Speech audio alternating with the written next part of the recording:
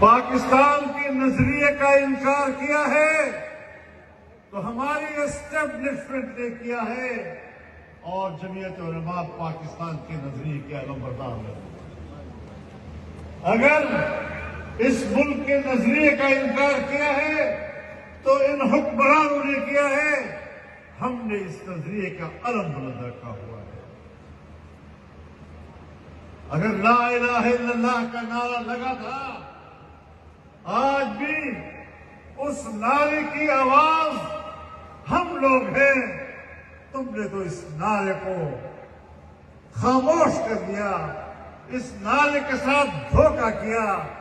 لا الہ الا اللہ کے ساتھ جو غداری تم نے کی ہے، جو بغاوت تم نے کی ہے، تم اس کی سزا کاٹو گے تو سزا پاکستان کو ملے گی۔ تم نے تو پاکستان کی تباہی کا راستہ لیا ہوا ہے۔